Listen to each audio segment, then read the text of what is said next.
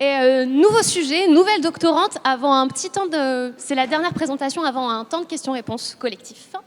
Donc Gersande, elle travaille à nouveau dans un domaine totalement différent des 3 premiers doctorants. Elle essaye de développer des approches infiltrométriques et modélisatrices des fonctions d'infiltration et de filtration des sols urbains. Bon, ça semble un peu compliqué et c'est bien puisque c'est elle qui va vous l'expliquer. Bonjour tout le monde. Alors, imaginez-vous une salle de réunion avec plein de petites tables collées et des gens autour. Ces personnes, ce sont des chercheurs et des chercheuses de plein de disciplines différentes, donc biologie, chimie, physique, environnement, qui discutent entre eux des problématiques et des limites actuelles de leur recherche. Ensemble, ils décident de collaborer et de monter un projet. Par exemple, cette réunion pourrait être une réunion de lancement d'un des projets de l'Agence nationale de la recherche en France.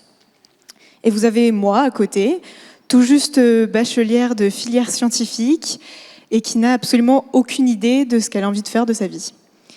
Alors, comme je m'en sortais à peu près bien en cours et que je voulais continuer à apprendre plein de choses, on m'a conseillé de continuer en classe préparatoire aux grandes écoles.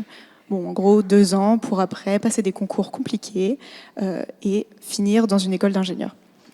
Ces 2 événements ont lieu la même année et j'étais alors à 1000 lieues de me douter que je finirais à Lyon, en thèse, à travailler pour un projet de ce type.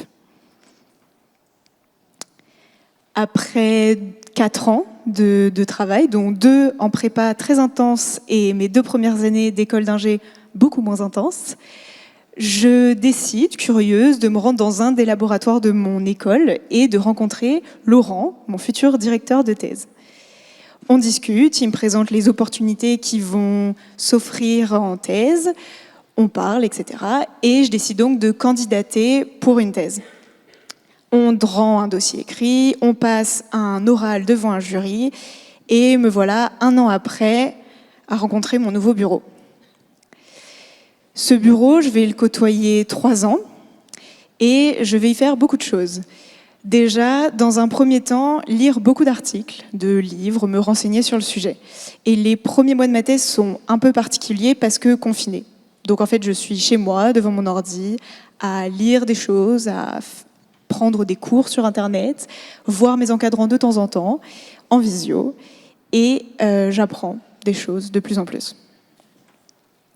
Le premier été arrive et un des laboratoires avec lesquels on travaille me fournit des nanoparticules de fer.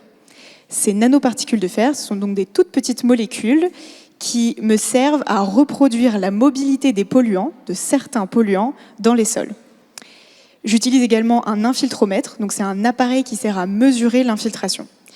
Il est composé d'un grand anneau que vous voyez ici et ici, qui est légèrement enfoncé dans le sol, et de 2 grandes colonnes, les 2 qui sont là, qui servent en fait de réservoir d'eau. Ces 2 appareils, donc les colonnes et l'anneau, sont reliés par un tube que vous voyez au sol, et en fait l'eau passe des colonnes par le tube dans l'anneau et s'infiltre ensuite dans le sol. Et en fait, en ayant une idée du temps que met l'eau à s'infiltrer, j'obtiens des paramètres qui me permettent de comprendre comment le sol fonctionne et comment le sol infiltre l'eau. Mais ce n'est que la première étape. Pendant l'infiltration, j'utilise donc mes nanoparticules de fer que je mets dans l'anneau directement et elles s'infiltrent avec l'eau pendant mon essai sur le terrain. L'idée, c'est de ne pas faire des grands trous dans le sol pour essayer de voir où est-ce que ces nanoparticules se cachent, mais d'utiliser un radar qui a des propriétés physiques particulières et qui me permet, donc, ce radar, de voir et de localiser où sont les nanoparticules. En fait, il utilise un principe qui lui permet de dire si, par exemple, le sol est sec ou le sol est humide. Donc avec des différences comme ça, on peut savoir où sont les choses, où est l'eau, etc. Et me voilà maintenant en début de 3e et dernière année de thèse. Je viens d'avoir donc 2 années incroyables de découvertes, de rencontres, d'apprentissage, de voyages. J'ai fait beaucoup de choses, il y a eu beaucoup de bouleversements dans ma thèse, des changements dans ma manière de faire mes études sur le terrain, de traiter mes données. Et je suis donc aujourd'hui en début de dernière année où je vais devoir apprendre à me contenir dans mes envies de faire trop de choses avec le peu de temps qui me reste.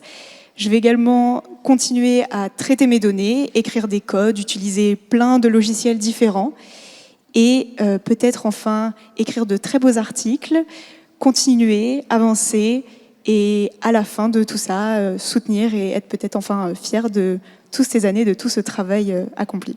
Merci. Merci Gerson.